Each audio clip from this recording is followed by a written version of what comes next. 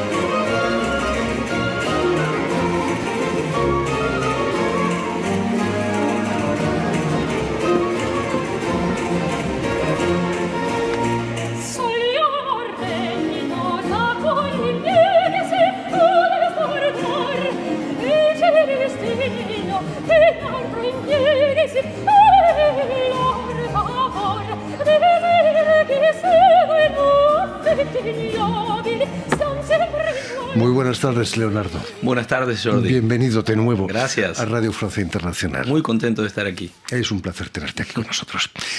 Poco a poco, grandes compositoras de siglos pasados van surgiendo de las sombras. Hace unos años, tímidamente, Clara Schumann, por ejemplo, Fanny Mendelssohn también, pero y ahora, gracias a ti, Antonia Bembo. Sí.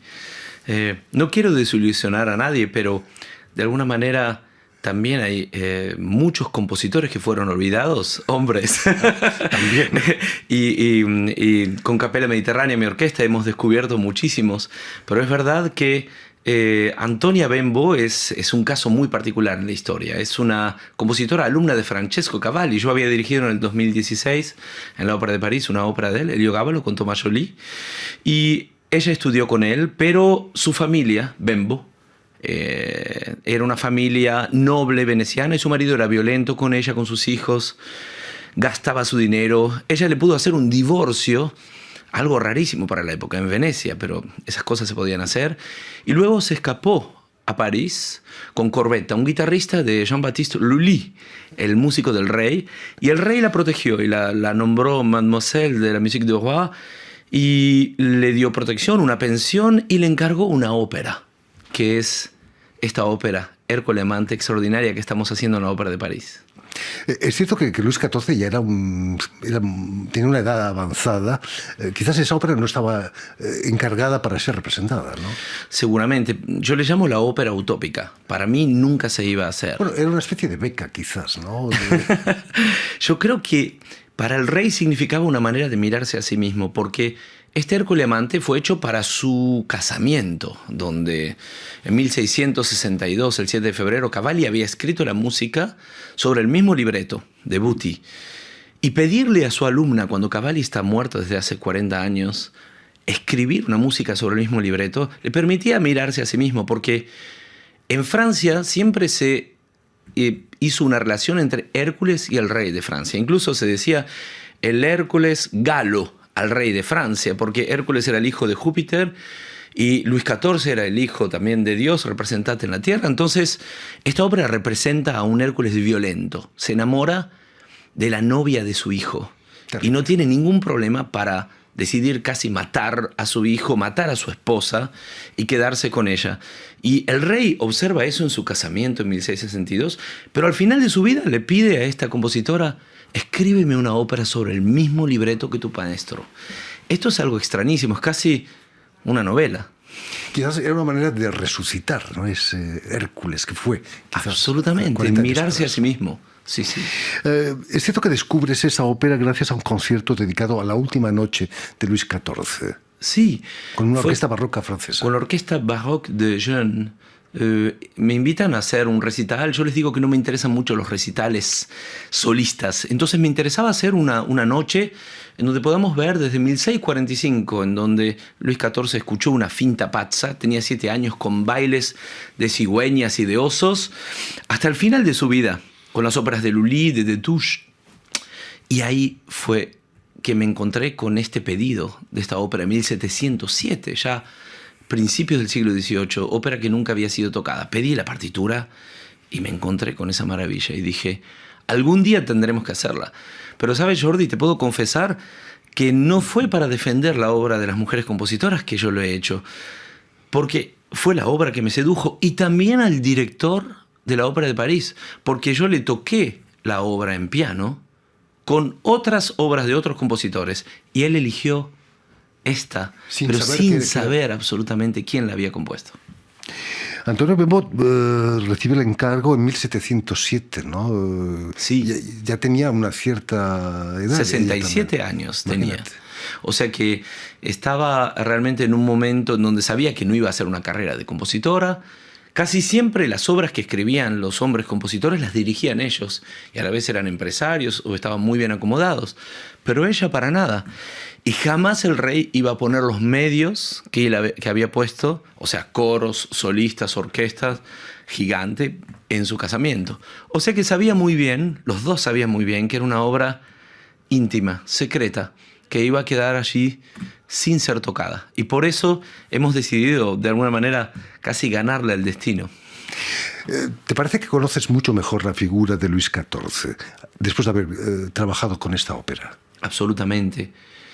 Últimamente también dirigí una obra de 1704 del regente de Francia, de Philippe d'Orléans, que había escrito también una ópera que se llama La Suite d'Armide, o la Gerusalemme Liberata, del Tasso, el gran poeta italiano. Y realmente me impresioné de cómo un político, digamos, un hombre del reino, de la corte, como era él, podía escribir una obra que es maravillosa. Conozco más porque Lully era el compositor preferido de Luis XIV y casi nadie se atrevió a escribir en un estilo diferente al de Lully, incluso cuando Lully se murió. Pero Antonia Bembo sí. Bueno, era italiana, ¿no? ¿Cómo se siente uno paseándose por los pasillos de del Palacio de Versalles o en la Ópera de Versalles, que se ha conservado intacta casi desde... Es maravilloso porque uno respira el tiempo y el espacio en y el donde polvo, ellos... también. Sí, también, seguramente. Soy muy sensible a la acústica. Entonces, cuando estoy en la Chapelle Royale o estoy en la ópera, puedo de alguna manera degustar cómo sonaban y lo que ellos han escuchado en la época, y eso es único. Fantástico. Leonardo, ¿no es tu primera aventura con tu conjunto La Capella Mediterránea en la Ópera de París? Creo que es el único ensemble que, ajeno a la casa de ópera, de haber actuado y pisado la fosa, ¿no? El foso, perdón. Realmente en la Ópera Bastilla nunca se toca música barroca. Entonces hemos hecho Las Indias Galantes de Rameau en 2019, que fue un éxito rotundo, y ahora nos invitan por la segunda vez aquí. Yo había dirigido en Garnier con Capella Mediterránea y el coro de cámara de Namur en 2016, pero en Bastilla no se hace barroco. Podemos decir que somos absolutamente privilegiados porque son proyectos únicos de la Ópera de París y de alguna manera abren un camino y marcan y hacen historia. La orquestación de Antonia Bembo permite eso. Es una gran orquesta la que toca. Sí, porque ha escrito más voces que cualquier compositor francés de la época. Entonces vemos que ha tenido una ambición, tal vez para impresionar al rey, que me hace a mí hoy poder tener una orquesta de 52 músicos, que para el barroco es muchísimo. Y entonces nos enfrentamos realmente a un reto que es el de que muchos críticos y públicos y gente del público puedan de alguna manera entender que no lo tienen que analizar como si se trata de un hombre o de una mujer, simplemente como una obra de arte del corazón y del espíritu humano y aceptarla y de esa manera y no racionalizarla. Eso es lo que hice desde el momento que leí la partitura, que admiro profundamente. Musicalmente es extraordinaria, pero no es ni italiana ni francesa su música, ¿no? O las dos quizás. Sí, pero gana su personalidad. Es algo que siento desde el principio. En la época se hablaba mucho de los gustos reunidos entre Italia y Francia. Era siempre como un partido de fútbol. ¿Quién gana? Italia creó la ópera, pero Luis XIV intentó que la ópera sea francesa y lo logró, y como un útil político. Pero Antonia Bembo se apropia de los dos estilos, pero sobre todo cuenta su propia historia. Porque de alguna manera todas las violencias personales vividas en Venecia, de alguna manera en esta ópera vive su diario íntimo. Ella revela su intimidad y eso es lo que sentimos cuando escuchamos esta música. No se puede negar que las mujeres tienen una especial sensibilidad que a veces adolecen los hombres, ¿no? Podemos decir que tienen otra manera de mirar la realidad, de la cual nosotros a veces somos absolutamente ciegos. Terrible. La puesta en escena la firma la inglesa Nadia Jones, lo que con un director alemán en la ópera, Alexander Neff, y un director de orquesta argentino, da al asunto, parece la ONU casi, ¿no? Y además, sin contar con los belgas del coro de Namur que tú diriges, ¿no? Es verdad, es verdad. Eso nos decíamos. Para una compositora italiana y escrito en una corte francesa, un alemán, un inglés, un argentino y unos belgas se ponen de acuerdo. Parece un chiste, es fantástico, ¿no? Parece un chiste es maravilloso. Increíble. Haber optado por una coreografía contemporánea como la de las Indias Galantes que hiciste también en Bastilla, hace más digesta la ópera para un público más generalista, digamos. Una estética más moderna, quizás. Creo que la estética moderna que Nadia Jones trata de imponer aquí es una lectura que muchas óperas de hoy ponen. Yo nunca me opongo a eso porque creo que un director de orquesta solo puede influir de una manera estética, pero sin decidir sobre la estética general de una ópera. Es muy, muy delicado, pero a mí me apasiona observar a un director de escena crear un mundo en el cual está contando una historia y no se opone a ella, como a veces pasa. Aquí ella ha contado la historia con elementos muy, muy modernos, pero eso es fantástico. Naturalmente. Si Antonia Bembo hubiera podido asistir al estreno en la Ópera Bastilla, ¿qué te hubiera gustado que pensase 300 años después? Me hubiera encantado conocer a Antonia Bembo, porque, como les digo a los músicos, y con el perdón de Mariana, mi mujer, estoy enamorado de su música, de su personalidad, de su espíritu. No puedo creer que esos cánones, esas fugas, esas orquestaciones, esos contrapuntos existan en Francia al principio del siglo XVIII. O sea que tal vez yo no me la hubiera enfrentado, hubiera salido corriendo de la ópera para que no se encuentre conmigo. No hay que ser tímido en esta vida. Pero hablemos del Leonardo García Alarcón, compositor. Acaba de salir al mercado en el sello Alfa tu obra La Passione di Gesù, con la Capella Mediterránea y el coro de Namur, obra en la que, como buen argentino, no has podido olvidar el bandoneón. Por supuesto. El bandoneón es un instrumento alemán que en Alemania se utilizaba para acompañar los corales luteranos y que luego con los marinos en los barcos viajó a Buenos Aires. Se encanalló. Y terminó en los bordeles. Pero era necesario que recobre en esta pasión su sentimiento original de los cantos antiguos, de los cantos religiosos. Y sobre todo en tu obra no has olvidado al público. ¿No crees que a veces los compositores contemporáneos olvidan un poco al público y que componen para ellos mismos? Pienso que es algo que el romanticismo nos dejó. Aunque los románticos sufrían mucho cuando sus obras no eran amadas. Ya sea Beethoven, como el primero de todos, pero también Chopin, Mendelssohn, incluso Brahms, cuando no amaban sus obras. Ellos sentían un cierto resentimiento o se enfrentaban a los críticos. Sin embargo, el siglo XX muchas veces pecó de un orgullo al decir, si no nos entienden, nos entenderán mucho más tarde. Nosotros somos genios y estamos inventando un lenguaje. Eran genios, debo decir, porque eran extraordinarios, pero perdieron lo que nunca se perdió en la historia, que es que el contacto con el público es quizás lo que demuestra la más grande calidad de un artista. Entonces, en ello se ha pecado muchísimo. A mí me interesa muchísimo, no que el público la acepte, sino que el público pueda comprender qué es lo que se está contando y que, sobre todo, la emoción sea grande, sea buena, mala, pero que la emoción sea inolvidable, memorable. Que algo pase. ¿El que esté basado en el Evangelio apócrifo de Judas no te ha causado ningún problema? Para nada. Desde el momento en que una obra es histórica, no hay que clasificarla. Es como si de repente hubiera un manuscrito musical que tiene el sello del rey o no. Para mí un evangelio apócrifo o un evangelio canónico es exactamente lo mismo. Son evangelios históricos. Y además no tiene nada de malo este evangelio en donde se lo ve a Judas, el mejor amigo de Jesucristo, y a Magdalena casi como su mujer. A la Virgen insultada por Pedro, diciéndole: sos la Eva que nos ha quitado el trabajo con tu hijo mentiroso. O sea, observar tal vez una historia que me parece mucho más realista que todas las otras. Muy emotivas las imágenes que hemos visto en las redes sociales cuando descubres el original de ese manuscrito en Suiza, ¿no? En la Biblioteca Bodmeriana de Suiza, donde se encuentran evangelios también canónicos, y Shakespeare, Calderón, Borges, otros.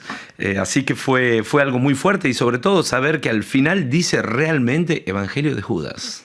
Sabemos que los mormones en Estados Unidos quisieron comprarlo para quemarlo, y que varias personas estuvieron implicadas en la destrucción de esta obra, que fue robada en el año 1978 por un griego que vivía en Ginebra, que ha enviado gente a robarlo a Egipto. O sea que tiene toda una historia absolutamente increíble. Luego fue comprado por un banquero ginebrino que lo metió en un coffre-fort y en una caja fuerte, y ahí se fue destrozando hasta que un señor de Basilea lo compró y se lo dio a la Biblioteca Bodmeriana para que lo traduzcan. O sea que la historia, la novela de este evangelio es también una historia en sí. Merece una novela y una ópera quizás, ¿no? ¿Quién sabe, no? Por cierto, el disco es un verdadero libro, ha ganado varios premios ya. No puedo evitar pensar en el sello Alia Vox de mi compatriota Jordi Savall. Sí, por supuesto. Alia Vox, como sello independiente, ha hecho cosas absolutamente extraordinarias que tienen que ver con la capacidad de la inteligencia y la imaginación de Jordi Savall para poder producir programas. Es tal vez el más grande en la música antigua. Alfa me ha ayudado muchísimo, y hoy en día Outer Music son los que más ayudan a los músicos a través de todo el mundo para poder editar y para tener proyectos independientes como este. Pero fue también Aline Foriel de STC, una gran mecenas francesa, y sobre todo mi gran madrina, Anne Geisendorf, ginebrina, que está desde el principio acompañándome, y que fue ella que me dijo: Leo, te voy a ayudar para escribir, y gracias a ella esta pasión está aquí. Sin su ayuda nada podría parecerse. Fantástico. En fin, pues ya lo saben, Ercole Amante, ópera de Antonia Bembo, estará en cartel en la Ópera Bastilla hasta el 14 de junio, dirigida naturalmente por Leonardo García Alarcón, y el álbum La Passione di Gesù, sobre el Evangelio apócrifo de Judas, ha sido editado por Alfa. Muchísimas gracias, Leonardo. Mucho éxito en todos sus trabajos. Permíteme también que te dé las gracias a Julian Leng y a Stefan Defossé, quienes han ocupado hoy de la realización del programa, y también saludar a nuestros telespectadores que nos siguen en toda América, desde Fantástico. Chicago hasta la Patagonia, gracias a una cadena de televisión que se llama UCL, un canal latino que emite desde Montevideo, por cierto, allí, para todo el continente, y una red que se llama TAL, que reúne televisoras públicas y universitarias de todo el continente. Y a ustedes, muchísimas gracias por su atención, y les damos cita para una nueva edición de El Invitado de Radio Francia Internacional.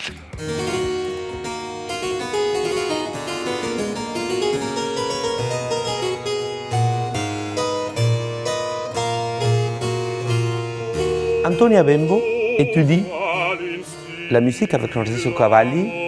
Elle est une femme qui n'est pas joyeuse dans sa vie parce que son mari est violent avec elle. Que l'histoire de cet Ercole Amante était aussi un tout petit peu son histoire. L'histoire de Ercole Amante, c'est l'histoire d'un homme d'un certain âge, un homme de pouvoir, mais il est tombé amoureux d'une fille très jeune. C'est la petite amie de son fils. Elle a dit non. Pour lui, le mot non, ce n'est pas acceptable. Je cherche un environnement 18e, des éléments 18e, mais avec aussi un cadre tout à fait moderne. Parce que déjà, on a cette conversation entre l'environnement à Bastille et cette musique du 18e. La donnée, ça va être pour nous quelque chose d'absolument incroyable parce qu'elle a été imaginée dans cette ville. Ça va être une petite révolution. C'est comme si Antonia Bembo, elle est vivante.